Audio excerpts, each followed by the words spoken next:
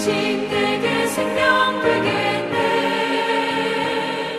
이후로 생명 양식 주와 함께 먹으며 저 생명 시냇가에 살겠네. 길이 살겠네. 나 길이 살겠네. 저 생명 시냇가에 살겠네. 길이 살겠네. 나 길이 살겠네. 저 생명 시냇가에 살겠네.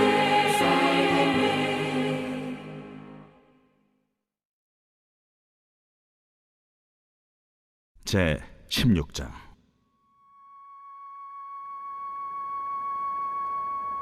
이스라엘 자손의 온 회중이 엘림에서 떠나 엘림과 시내산 사이에 있는 신광야에 이르니 애굽에서 나온 후 둘째 달 15일이라. 이스라엘 자손 온 회중이 그 광야에서 모세와 하론을 원망하여 이스라엘 자손이 그들에게 이르되, 우리가 애굽 땅에서 고기가마 곁에 앉아있던 때와 떡을 배불리 먹던 때에 여호와의 손에 죽었더라면 좋았을 것을. 너희가 이 광야로 우리를 인도해내어 이 온 회중에 줄여 죽게 하는도다. 그때에 여호와께서 모세에게 이르시되, 보라, 내가 너희를 위하여 하늘에서 양식을 비같이 내리리니 백성이 나아가서 일용할 것을 날마다 거둘 것이라. 이같이 하여 그들이 내 율법을 준행하나 아니하나 내가 시험하리라. 여섯째 날에는 그들이 그 거둔 것을 준비할지니 날마다 거둔 것에 갑절이 되리라. 모세와 하론이 온 이스라엘 자손에게 이르되, 저녁이 되면 너희가 여호와께서 너희를 애굽 땅에서 인도하여 내셨음을 알 것이요, 아침에는 너희가 여호와의 영광을 보리니 이는 여호와께서 너희가 자기를 향하여 원망함을 들으셨습니다. 우리가 누구이기에 너희가 우리에게 대하여 원망하느냐? 여호와께서 저녁에는 너희에게 고기를 주어 먹이시고 아침에는 떡으로 배불리시리니 이는 여호와께서 자기를 향하여 너희가 원망하는 그 말을 들으셨습니다. 우리가 누구냐? 너희의 원망은 우리를 향하여 함이 아니요 여호와를 향하여 함이로다. 모세가 또 하론에게 이르되, 이스라엘 자손의 온 회중에게 말하기를 여호와께 가까이 나아오라. 여호와께서 너희의 원망함을 들으셨느니라 하라. 아론이 이스라엘 자손의 온 회중에게 말하매 그들이 광야를 바라보니 여호와의 영광이 구름 속에 나타나더라. 현실을 바르게 인식하고 말씀을 따라 사는 믿음이라는 제목으로 오늘 말씀 나누겠습니다. 우리 사람이 살아가는 데 있어서 기본적으로 필요한 것을 말할 때에는 의식주라고 합니다. 이런 것들이 채워지지 않게 되면 불편할 뿐만 아니라 불행하게까지 느껴지기도 합니다. 그런데 정말 이상한 것은 이것들은 단 한 번도 인간에게 만족스럽게 채워진 적이 없었다는 것입니다. 왜 그럴까요? 혹시 주어진 것이 부족해서일까요? 아닙니다. 그것은 인간의 욕심이란 그릇이 바닥이 없기 때문입니다. 밑빠진 독처럼 채워도 만족할 줄 모르는 존재가 바로 인간입니다. 그래서 이러한 인간은 전도서의 말씀에 보면 거머리와 같다고 이야기하고 있습니다. 이러한 만족할 줄 모르는 인생과 달리 우리 하나님께서는 모든 것을 허락해 주셨습니다. 처음 세상을 창조하실 때부터 인간에게는 부족함이 없도록 만드셨습니다. 6일 동안 모든 것을 창조하신 후에 인간을 창조하셔서 인간이 생명을 얻는 그 순간부터 인간은 모든 것이 채워진 상태였습니다. 그랬던 것이 인간의 죄로 인해 이 땅이 저주를 받았고 그 결과 땅은 엉겅퀴를 내었으며 인간은 땀을 흘리지 않으면 필요를 얻지 못하는 벌을 받게 되었습니다. 그런 인간들 중에서 주께서는 당신의 백성들을 선택하여 부르셨고 부르신 그들의 삶을 책임져 주시게 된 것입니다. 오늘 본문의 만나 사건을 통해 그와 같은 사실을 우리에게 알려주고 있습니다.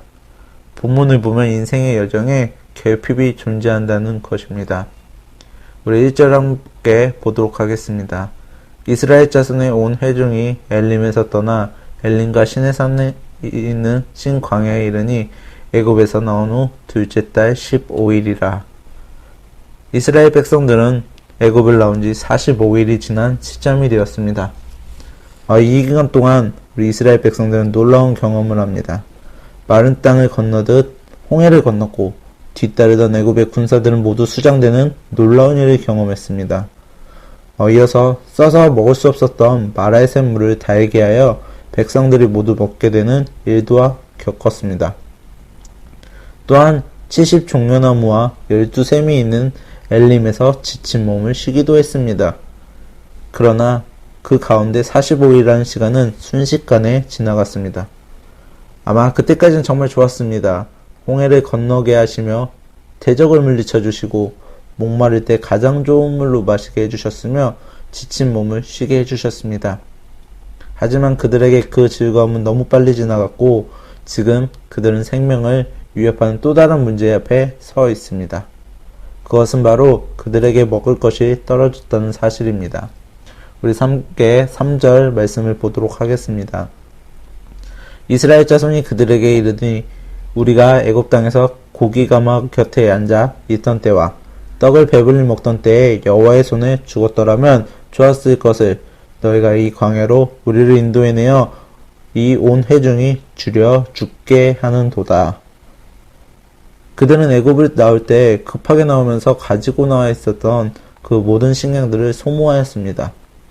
그 결과 그들은 애굽의 노예에서 구원해 주시고 홍해를 건너게 해주시며 물을 주셨더니 하나님에 대해 속히 잊어버렸습니다. 당장 눈앞에 있는 배고픔만이 그들의 이성을 주장했습니다. 그들은 본문 말씀처럼 하나님을 원망하였습니다. 그 원망을 자세히 들여다보면 그들의 당장 눈앞의 문제에만 원망하지 않았습니다. 그 문제로 인해 그들은 구원해 주신 모든 것을 원망하고 있는 것을 볼 수 있습니다. 본문을 보면 그들은 애굽 땅에서 고기 가마 곁에 있었던 때와 떡을 배불리 먹었을 때 죽었으면 좋았을 것이라고 원망을 합니다. 나아가 자신들은 광야로 인도해 주려 죽게 하고 있다고 합니다.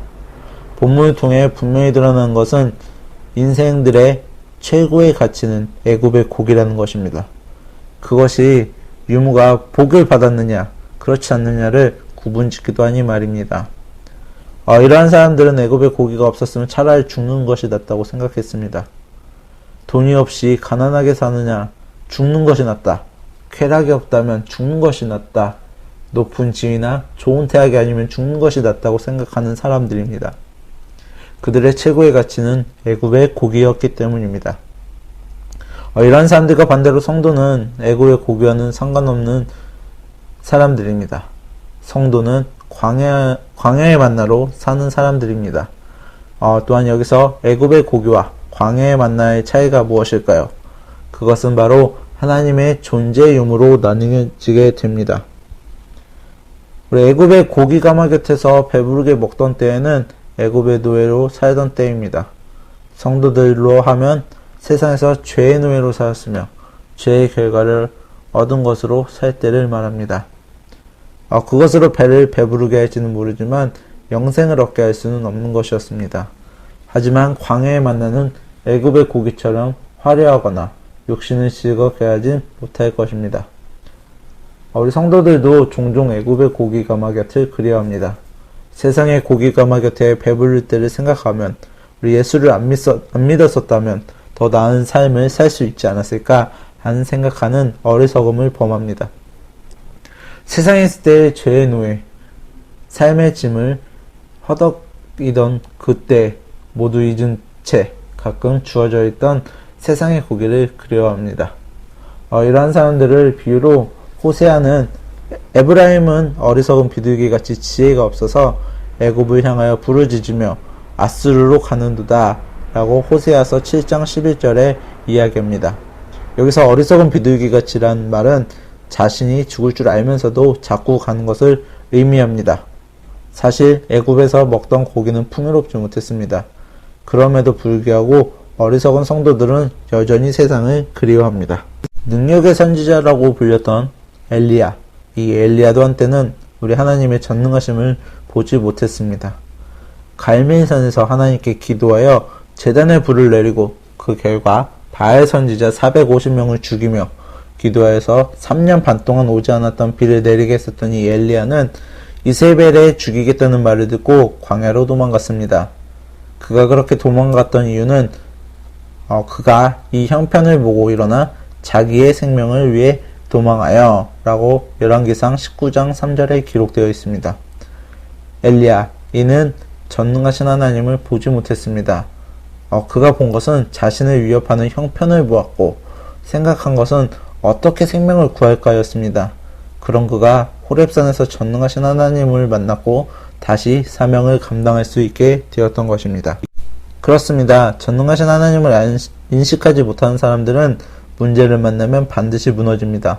하지만 반대로 전능하신 하나님을 인식하며 사는 성도들은 환난을 만나고 기근을 당했을 때 세상으로 나아가지 않습니다.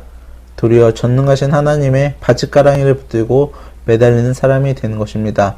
성경을 통해 알 수 있는 것은 성도의 삶에서는 계속 시험이 있다는 것입니다. 성도들에게 있어서 진정으로 무서운 시험은 풍요입니다.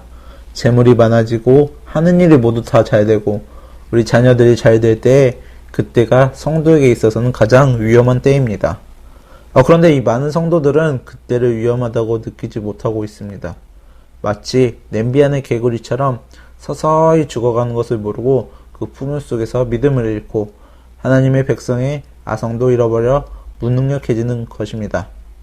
우리 성경 속에 하나님의 사람들도 환난의 때에 넘어진 것이 아니라 풍요로울 때 넘어졌습니다.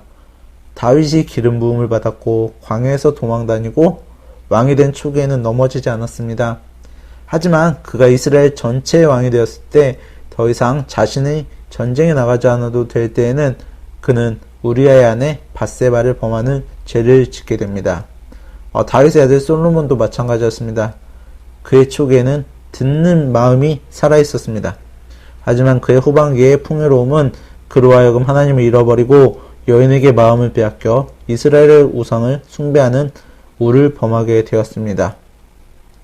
그의 후손이었던 우시아 왕도 젊었을 때는 행실을 바르게 하였으나 또한 그의 만류에는 문둥병이 걸려 별치에 거하다가 죽게 되는 경우가 발생되었습니다. 사랑하는 성도 여러분, 여러분은 풍요로움 속에서 더욱 하나님을 찾고 하나님의 말씀대로 살기를 힘쓰는 성도님들이 되기를 주님의 이름으로 축복합니다. 주기도문. 하늘에 계신 우리 아버지, 아버지의 이름을 거룩하게 하시며 아버지의 나라가 오게 하시며 아버지의 뜻이 하늘에서와 같이 땅에서도 이루어지게 하소서. 오늘 우리에게 일용할 양식을 주시고 우리가 우리에게 잘못한 사람을 용서하여 준 것 같이 우리 죄를 용서하여 주시고 우리를 시험에 빠지지 않게 하시고 악에서 구하소서. 나라와 권능과 영광이 영원히 아버지의 것입니다. 아멘.